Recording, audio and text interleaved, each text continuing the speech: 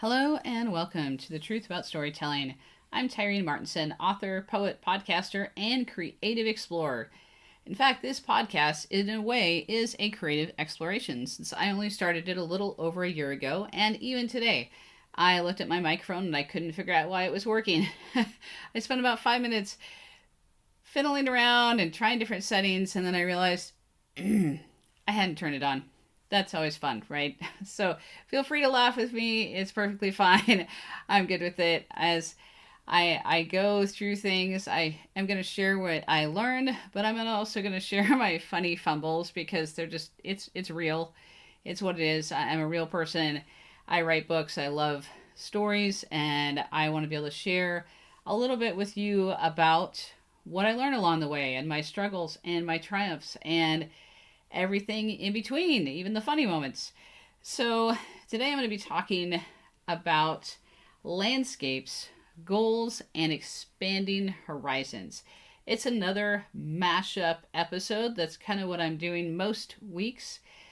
But first, I'm going to talk about my goals, and I hope that you'll stick with me through that section so you can hear more about landscapes of imagination and reality and how they kind of work together to go into our writing, or at least how they work together to go into my writing. And hopefully that creates space for you to imagine and wonder how they could work and influence your writing too. So let's go.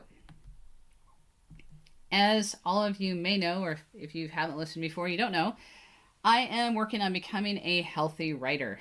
This is extremely difficult for me. I have exceedingly bad habits at this point in my life, and I actually need to turn around how I talk about those things. That's part of becoming a healthy writer. I am learning new habits, and I am letting go of old ones. Some of the old ones are kind of clinging to my feet like mud, but I'm trying to shake them off. So, today I am back to working on health goals after 3 days of being very ill. Like ill, like ill. But I am feeling much better today, so I went out and took a walk this morning, and I took another little walk and dance break and at about midday, and I'm going to go out again after dinner. I'm recording this episode on Monday, and I plan for it to go out on Wednesday, the 18th of June 2025. So hopefully you're all with me. And as some of my goals go, a lot of the eating ones are really hard for me. The food ones are really hard for me. And over the last 3 days, I wasn't able to eat a whole lot because of how I was feeling. So I was drinking a lot of bone broth and a lot of liquid, and those things are good for me. But today I had this moment where I started snacking, and it was like, oh no, what am I doing? I'm going back to that bad habit. So, for all of you who've gone back to bad habits, I feel you. I get it. I'm definitely feeling it right now. And all I can say is we have to own our bad habits, but then also say, okay, I know I can do better. I'm going to give myself enough grace to say, it's time to just start again right now.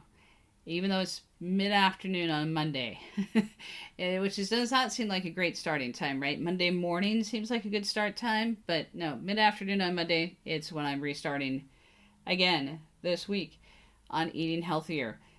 And I think I'll get my step count in for the day, which that's good news. And I will also be writing my affirmations at the end of the day along with my accomplishments list. Those things really help me kind of get my mental mindset back together.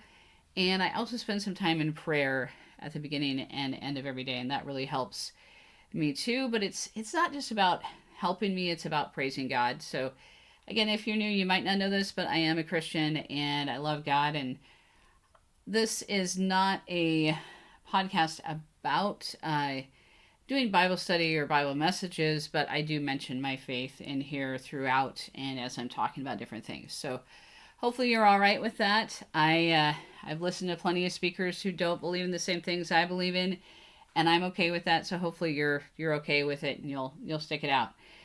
So for my writing progress, I am creatively working on book cover drafts, and I'll talk about them more in actually my next section about my Kickstarter campaign.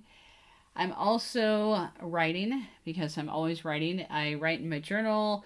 I write down wild story ideas. While I was sick, I just pretty well wrote down wild story ideas and some little notes to myself about how I wanted my fantasy trilogy that is it's another project I'm working on this year, how I want it to wrap up. And interestingly enough, part of how I kind of worked, unquote, on my writing while I was sick is that I read 3 books and I enjoyed reading them and they were fun to read. Actually, I think I read 4 books. Sorry. I read a lot when I'm sick and I read pretty quickly, but it's fiction and I'm just in relaxed mode and I'm not worried about trying to jump up and do something else. So I read a Lee Child novel and I'm going to forget the name of it. It's like in my head. I'll think of it in just a moment. Actually, I took a picture of it on my phone, so I'm looking at my phone as I'm talking into my microphone because even though this isn't live, I try to do it all in one take. So I read No Plan B, which is a Jack Reacher book by Lee Child and Andrew Child. So it's a fast-packed thriller novel, and it's fast-paced thriller novel, and it was a pretty fun read. I enjoyed it. It's interesting because I like thrillers, but I don't love thrillers, and I think like the writing in this was so good. It was so tight, and it definitely was charged. Like I felt like I was in the scenes. I had a hard time putting the book down. It was so good. And yet, when I say I don't love it, it's like I'm going to give it 5 stars, right? Because it was written so well and it's a really good book. If you love thrillers, I love fantasy and sci fi, and I enjoy thrillers. And there are some thrillers that kind of like get past my genre, like thing, and I love them as much as I would love a fantasy novel. And I've read Lee Child before, and I've loved some of his books before, but this one, it's like I really enjoyed it, and the writing was so good, but for some reason I didn't love it. And I don't know if I can explain that exactly, especially without giving away the ending. I wanted there to be like another chapter, basically, at the end, I think. And that's really rare for me. I am someone who has an English and secondary education degree. Okay, I'm meant to be an English high school teacher, and then I became a substitute teacher, and then I became a homeschool English and language arts teacher for teens mainly, but I also did teach some classes for younger writers, and I had a lot of fun doing that. But all of that to say is that I have this kind of literary view of writing, and I say kind of, and I also hesitate to use the word literary because I think all books are literary and literature. But I grew up, well, not grew up. I went to college, and a lot of the writing in college, especially story writing, is kind of understated, especially at the end of stories. Literary style, the literary style of writing in modern books is to have kind of an understated ending where things aren't 100% wrapped up. There's a little bit left over. Now, in a long-running series like the Jack Reacher series, there always has to be something left over. There always has to be a deep wound that Reacher has not yet healed yet. And by the way, I'm kind of quoting a class that I took from Donald Moss where he talked about long-running series, the characters need to have a deep wound. And I highly recommend you read some of his books about characters and emotionally developing characters. I'm going to forget the name of the book. I'll put it in the show notes that he wrote. But I get that. I get that there needs to be an ongoing dilemma that a series character has to face. But I still wanted more to that end chapter. And again, that's ironic because I learned how to write short stories and poems in, well, I wrote them on my own in elementary school and high school, but I also learned writing techniques for short stories and poems in college classrooms. And again, it was all about leaving things kind of understated and not fully wrapped up with a big bow on it, like most fiction novels are wrapped up, like with more robust description at the end. But for some reason, that's what I feel like I kind of missed in this novel that I just read by Lee Child. I wanted more, and I didn't have more, so that it was kind of surprising to me that I missed it, but I did. So anyway, it was really good, really well written. Wasn't quite like my favorite book of the year type book. Next, I read, or actually reread, Brandon Sanderson's Mistborn, because I don't know why I only read the first book like 10 years ago, but I only read the first book and I never went on and read the rest of the series. And so I decided I wanted to reread the first book and then get the rest of the series. So that's what I'm doing this summer. I'm reading through the Mistborn cycle of books, and I reread Mistborn by Brandon Sanderson, and there were moments where I don't usually do this with fiction books, and please do not freak out. There was a mass market paperback book that I was working with. I wouldn't have done this to a hardback ever, but I did actually make a few notations on a couple of pages in the mass market paperback book by Brandon Sanderson that I own, that's Mistborn, because there were some parts that I was like, oh wow, that's brilliant writing. Like, whoa, I would just literally stop and be like, I need to reread that page because it's so good. Or that line was so funny, or that character was so interesting. And anyway, so I read the Lee Child book, No Plan B, and I really liked it. Really well written, right? Then I reread Brandon Sanderson's Mistborn, and I loved it. And it was just delicious to read. Like, just mouth-wateringly delicious. The writing is so good. And again, there's parts that I just had to sit back and go, this part is awesome. And so anyway, I will be reading the rest of that series this summer. And next up, I read To Steal the Sun by Melanie Selyer. And To Steal the Sun is part 2 in a duology that she wrote, and it's based on a fairy tale. Melanie Selyer doesn't only write fairy tale retellings, but she has done a magnificent job of writing fairy tale retellings in her world of the Four Kingdoms, which then she's expanded and done other parts for. But in the world of the Four Kingdoms, there is I think it's the Kingdom of Light or the Lord of Light. I should know this because I just read this book. Although that part is pretty nuanced and kind of toned down, but she is a Christian fantasy author, and that does show up in her books in some way or another that I don't think can be completely ignored. And I think she does a really good job of showing faith through her fiction and inviting people in to enjoy the stories that she writes that are fantasy adventure or sweet romantic fantasy adventure. And again, some are based on fairy tales, some are not. This one is based on I think it's East of the Sun, West of the Moon, or I should know the name of the fairy tale. Just go with me. Hopefully I'll write it in the show notes since I'm not remembering it at the moment. But she did a good job. I enjoyed it. I think I've enjoyed some of her other books a little bit more.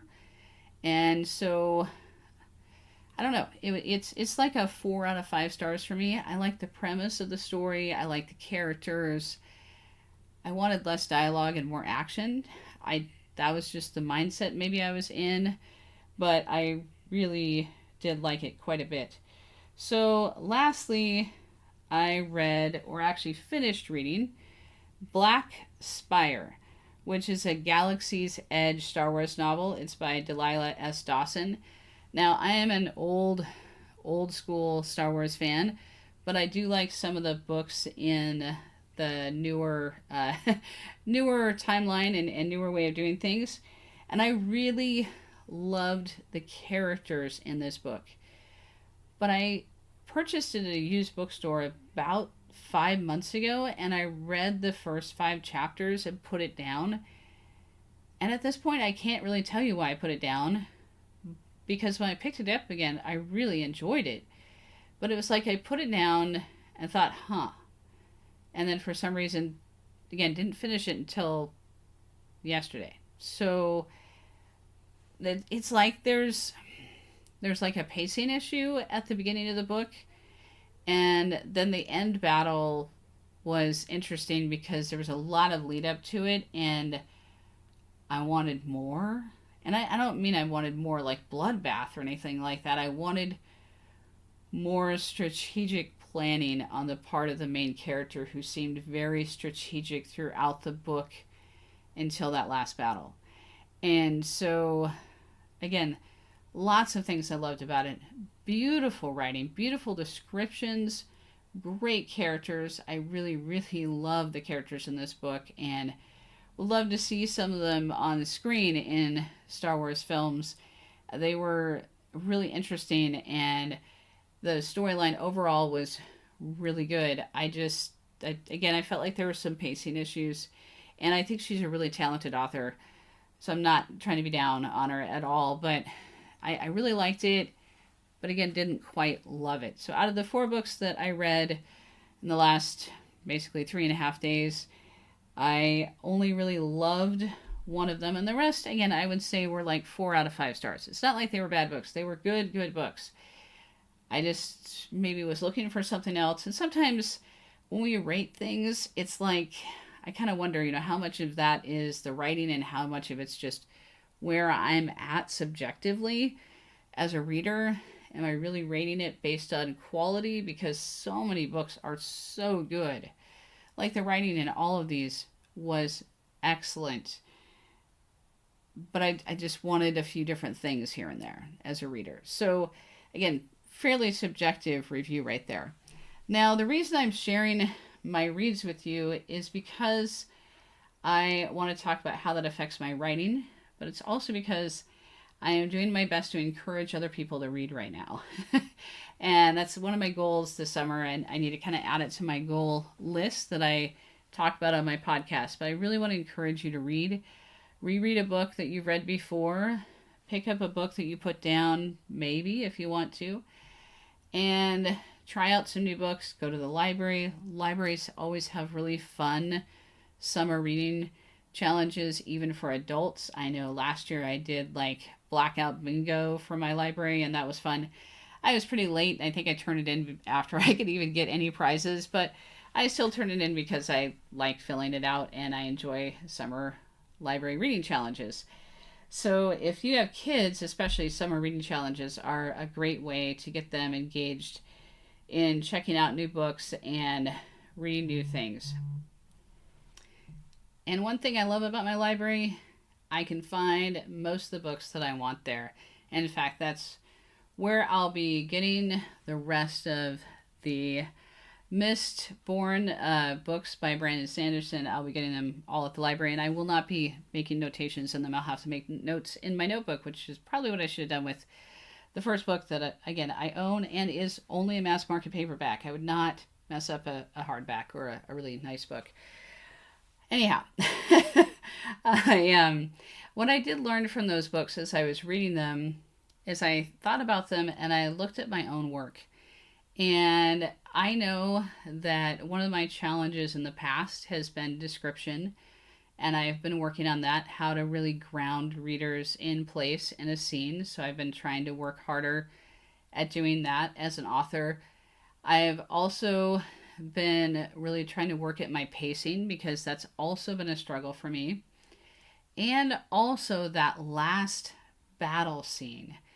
Maybe that's why I noticed it in Black Spire, because I thought, oh, this is so much like what I did in this one book, and I did get comments from people about it, how they wanted the battle scene to be longer and more drawn out, and there was so much foreshadowing for it, so they wanted like 2 or 3 or 4 more chapters for it. So I keep thinking about that and thinking about how I can really make those moments meaningful, because I do write fantasy adventures, so and science fiction adventures. There's definitely going to be some fight scenes and battle scenes where I need to kind of draw it out, both the fighting and the emotional resonance that's going on during that scene.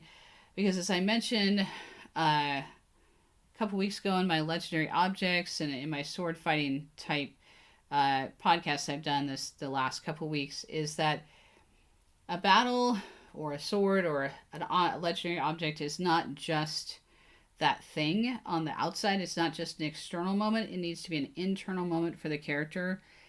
And so that's what I think I need to really dig in and expand those moments more to make them more resonant for readers. And I tried really hard to do that in my last couple of books, and I'm planning to do that again in the rest of my fantasy trilogy.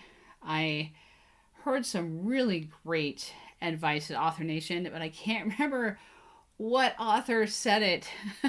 And then I heard it again on a podcast, and again, I can't remember what author said it, but they basically said, think of, in a fantasy series, think of the end battle being like the level in a video game. So level 1, you've got, quote, the big boss at the end of level 1. Well, at the end of level 2, you've got an even bigger boss, right? And the end of level 3, you've got the ultimate boss, if it's a trilogy. So I'm trying to apply that to my fantasy trilogy, and not do it in a funny way, but really do it in a way that hopefully, again, makes the scenes more resonant and more interesting for readers to read. So I just spent way more time on all of that than I planned to. But I'm going to also mention that one of my goals is creative visibility, and I'm very proud of myself for getting over my fear of, I have these occasional moments of being afraid of learning things with technology, because I've definitely made mistakes before. But I finally learned how to put an audio podcast on YouTube. So I'm now uploading some of these podcasts on YouTube as well as onto audio formats like Spotify. So you can look for me there too. Well, you won't really see me, but you'll hear me there as well. And sometimes I'll do videos on there as well. So on to Kickstarter campaign prep. So the Kickstarter campaign page is not live. You can't click into it yet. I'm hoping to have a clickable link for you within a week.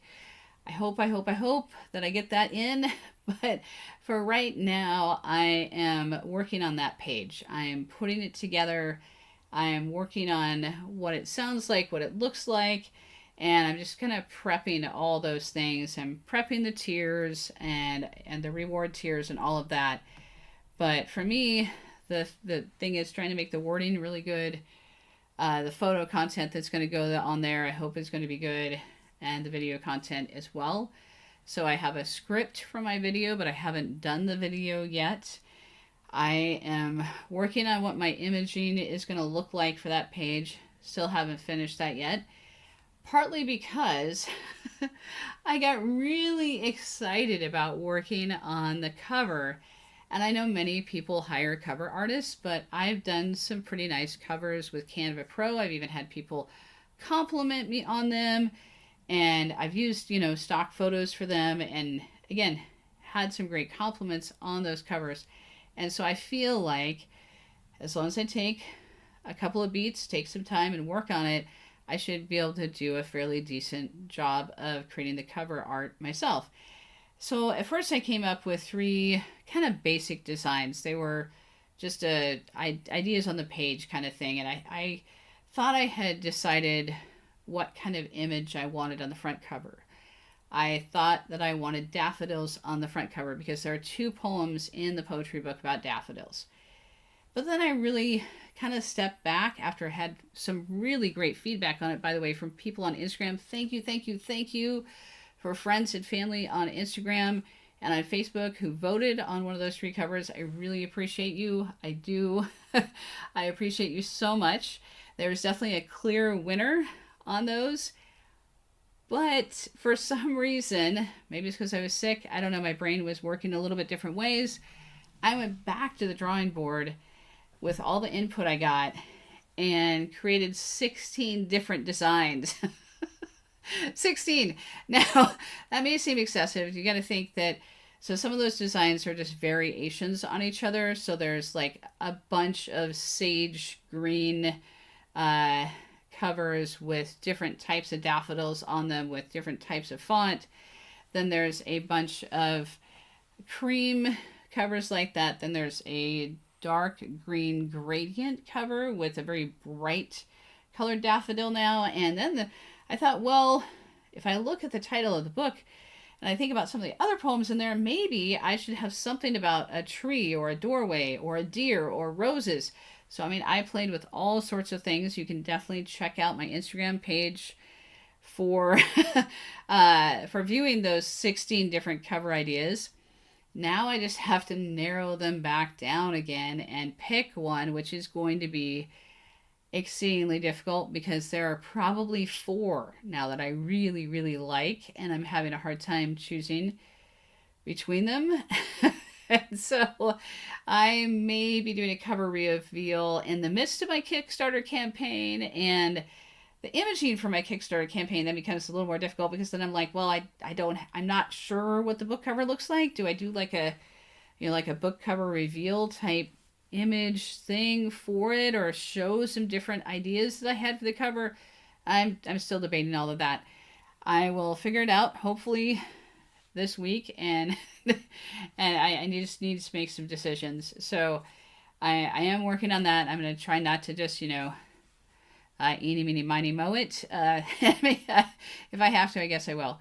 I will be praying over it and thinking about it. And again, taking more feedback if you so desire to give it to me on Instagram or Facebook. I'm happy to have people look at those images and give me feedback on them. It's great. I would love to have something that other people love to see on the cover. So to give you an idea of like the wording of the Kickstarter campaign, I'm going to read to you what I have so far for a description for that project. Again, this is something I took some time to work on.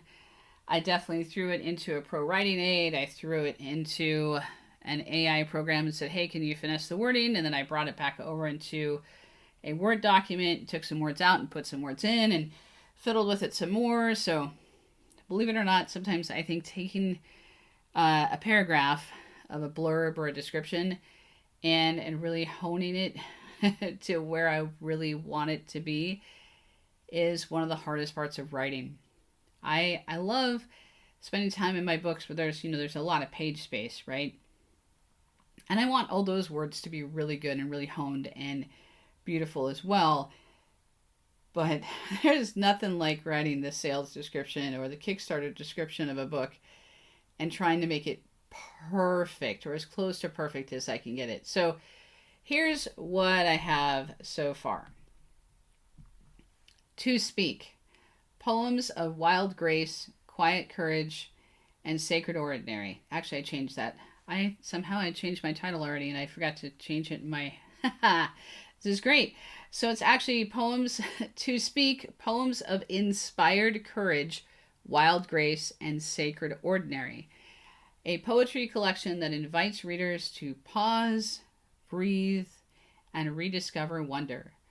Through vivid imagery, I hope, gentle strength, and faith-rooted reflections, these poems explore what it means to speak truth, heal from silence, and find beauty in the everyday.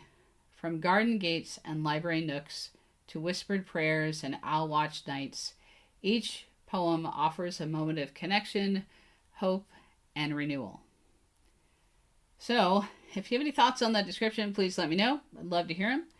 You can email me. I'll try to remember to put that email link in the show notes too. There's going to be a lot of things in the show notes today. So I'm excited about doing that Kickstarter campaign. I'm really hoping I can get it going and get the links going for that soon. But for right now, it's still in the works. Now, next up, I think my last personal little update before I jump into what I hoped would be the main content of this episode, which turned out to be quite a ways into it.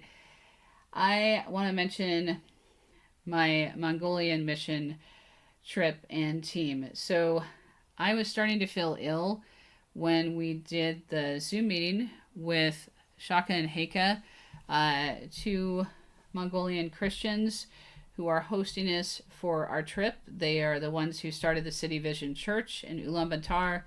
They are the ones who are helping found the church in the Zavkhan province. I misspoke a few episodes ago and I said it was north of Ulaanbaatar. It's actually west of Ulaanbaatar. And we'll be visiting both those places. We're going to be praying with and worshiping with the City Vision Church in Ulaanbaatar. And our pastor who's going on the trip is giving a message while we're there.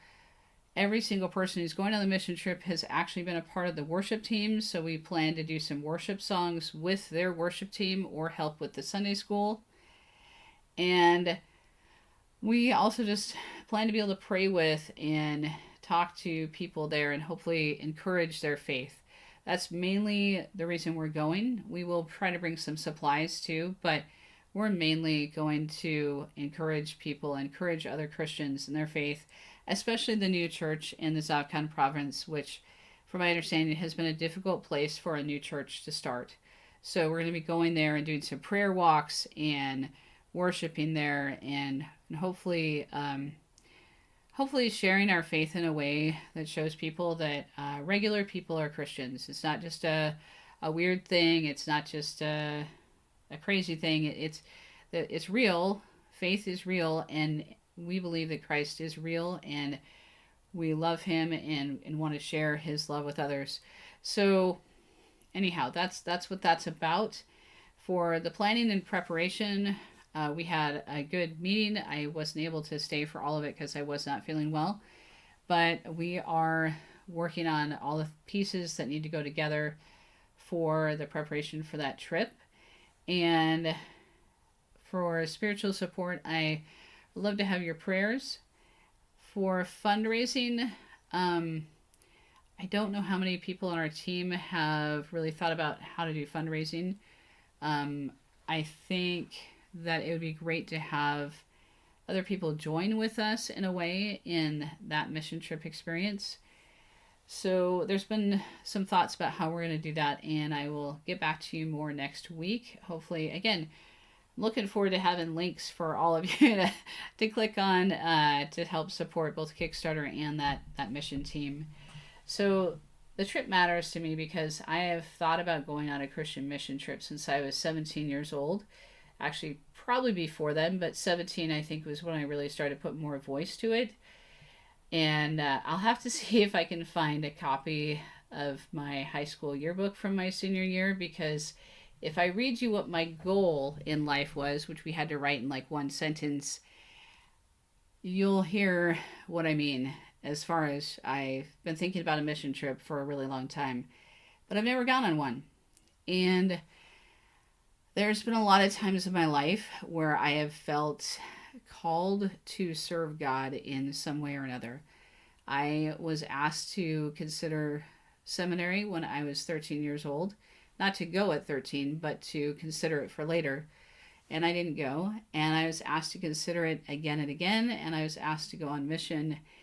And I said no to all of those things. And I didn't say no like just lightly or, I didn't shrug it off or anything like that. I definitely prayed about it and thought about it, but none of the timing seemed right for one reason or another. And I can't say the timing for this trip is perfect. I probably am in some of the least perfect shape I've ever been in as an adult. I don't have my life perfectly together. Far from it.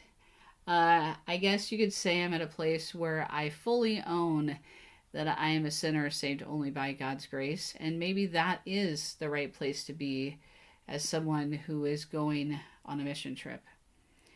I know that everything I do and everything I am that is good is from God. And so, again, maybe it's the right time because of that. So, please pray with me. Please pray for me and the team that's going. There are going to be, I think, 5 of us at this point. Pastor Peter, Mia, Matt, myself, and I believe that there's another gentleman from California coming who is a friend of Pastor Peter. And so please pray for us. I would really appreciate it. I think we're going to need your prayers. So at least I'm going to need your prayers. So for the actual episode, now that I'm 35 minutes into this podcast, I hope that I'm talking slow and you're putting me on like 1.5 speed or something, because this is a lot longer than I normally talk. Let's get into landscapes and the writer's soul. So I've been thinking for the last several weeks about how the landscapes we live in and travel through shape our writing and our lives. I've lived in the Pacific Northwest, the western side of Washington State, my whole life. Not in the same city. I've moved around from city to city, but out of all the cities I've lived in, I lived in one for 23 years, and I lived in another for almost 24 years. And then there were some cities in between there. So there's this comfort and constraint of familiar surroundings. I know the streets that I live on. I walk many days on the same stretch of road. And I vary it up a little bit. Like there's this one way I go, and then there's this other way I go. And sometimes I walk down to the boat ramp that goes to the water. That's a bit of a hill, and it's a little ways down the way from me. But, I do the same walks nearly every day. And it's comforting and familiar. But there are days that I feel restless and I want to get out. Our home is kind of nestled among evergreen trees with 2 towering cedar trees that are just huge. And they block the view of almost everything, even some of the sky in our backyard. So there's a lot of green, and it's gorgeous. There are multitudes of shades of green, and there's something about the beauty of how the sunlight and shadows kind of chase each other across the grass and across the leaves of trees during the summer especially. I love it.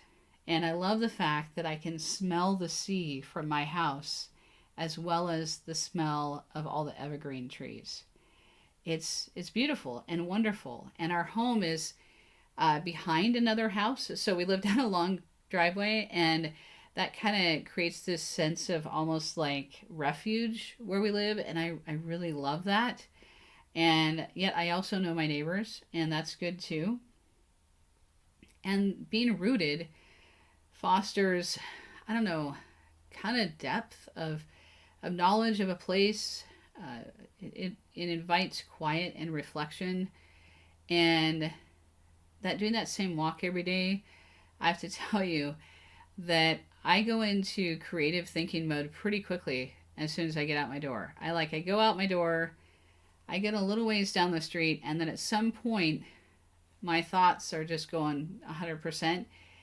And I don't even know that I could tell you much about the walk at all. I mean, I'll hear birds, and cars will pass me, and, the dogs might bark.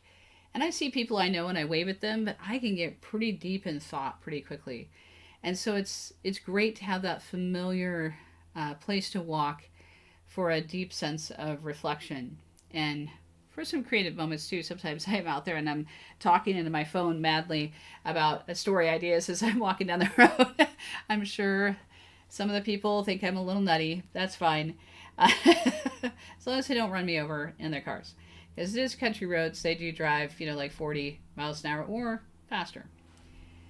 The thing is, though, in addition to living in one place all this time, or in a similar place all this time, I've also traveled to over 30 states, and several countries, including Canada, Mexico, England, Scotland, Wales, France, Hungary, Czechia, Poland, and Italy. Plus a brief stopover here and there, right? So the thing is, when I travel, I'm always so excited and so pumped up to go places and to see new things and to hear new inflections and new words, because people speak differently even across the United States and definitely around the world. I know what it's like to be in a place where I'm lost and I don't speak the language, and yet thankfully people are friendly and help me out. I've definitely had that happen more than once, sometimes completely by myself. And there is nothing like being at a bus stop talking to two elderly women who, I'm just going to say they were basically grandmothers. I don't know if they were grandmothers, but they seemed like grandmothers. They're very kind and very nice, and I know that they laughed at me. They thought it was hilarious that I'd gotten off on the wrong bus stop and that I was trying to get back to a church that I basically had gotten at a bus stop near. Like I'd gotten at a bus stop near the place I was trying to get to, but I didn't realize that, and I rode the bus like 2 miles out of the way, and then had to.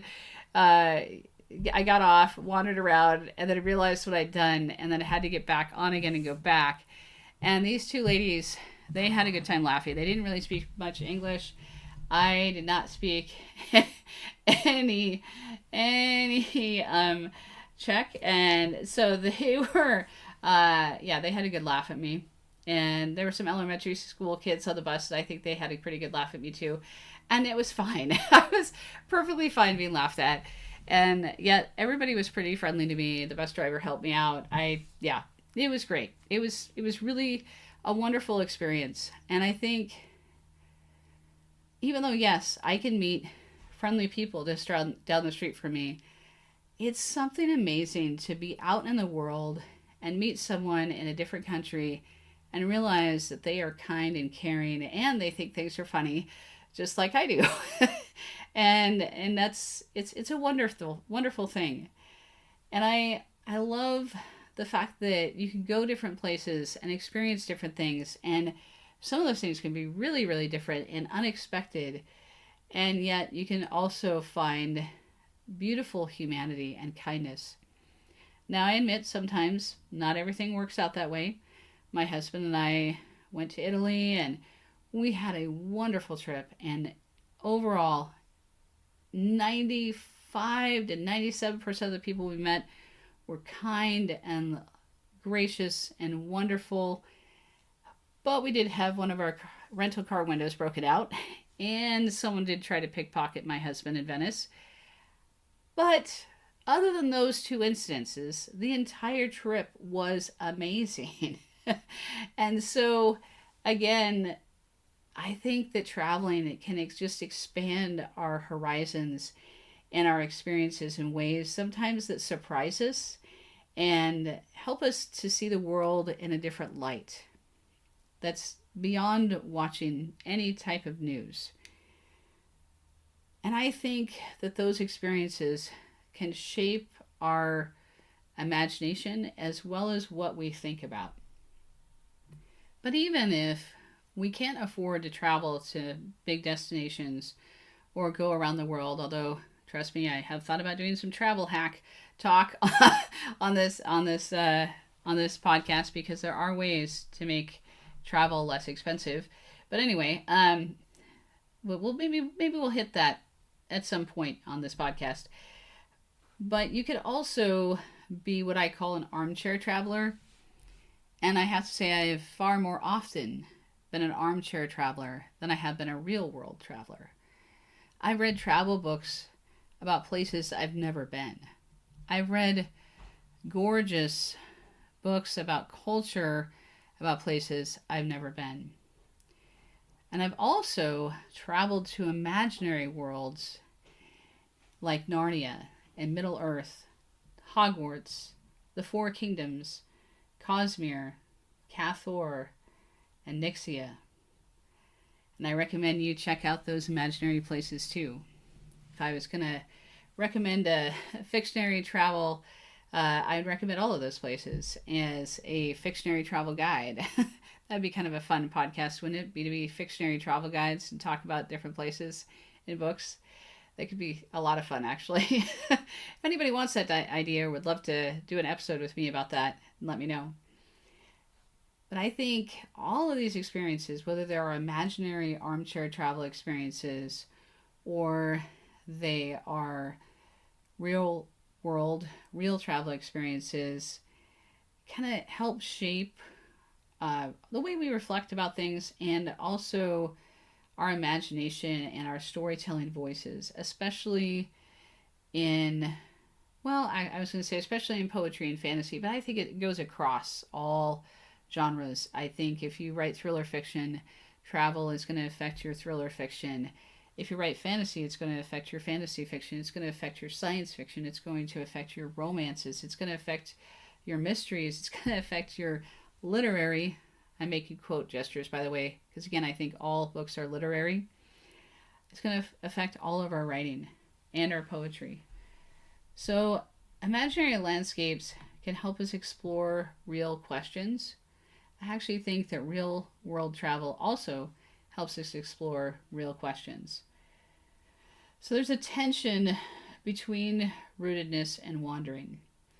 And in my writing, I think that shows up in how I write about my characters and where they live and where they go. In most of my fantasy fiction, my characters are kind of on the move most of the time. They are traveling from place to place, but they also spend some time at home. In my poetry, there's a little bit more of a sense of being at home, but I also write some narrative poetry that includes some fairy tale and fantasy aspects to it, and then there's more travel in those poems usually. So I think it can definitely affect what we write. The staying at home and being rooted in one place, but also traveling. And I think there's benefits to both. If you're the kind of person who's lived in the same state your whole life, like I have, I think there's some beauty in that. And if you're the kind of person who travels, I think there's some beauty in that. I think it's interesting to get to know the world around us, whether it's the landscape that's right outside our back door or our front door, if you will, or it's a landscape in a new place. So when I write my fantasy fiction, I try to draw from the places that I've been. In the second book in the Champion trilogy, Champion in Flight, my characters have to cross a canyon, the Canyonlands. And that was based on my family's trip to the Grand Canyon that we took while I was writing that book. So it was a really great way to kind of really think about how things smelled and how things looked. And I don't know that I captured all of that in that book, but it definitely influenced what I was writing and how I was writing it.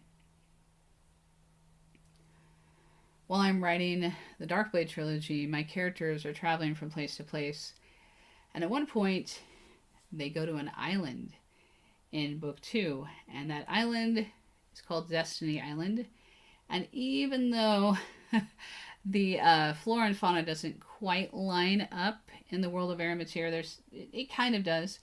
It's sort of based on on one of the islands in Hawaii. And so just to kind of know that.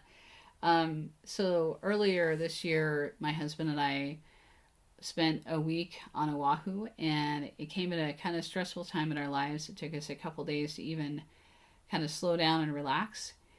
And it was a really, really good vacation.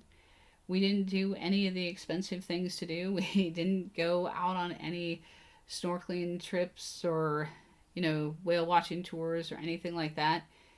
No, instead, we walked in Honolulu and Waikiki, and we went to a museum.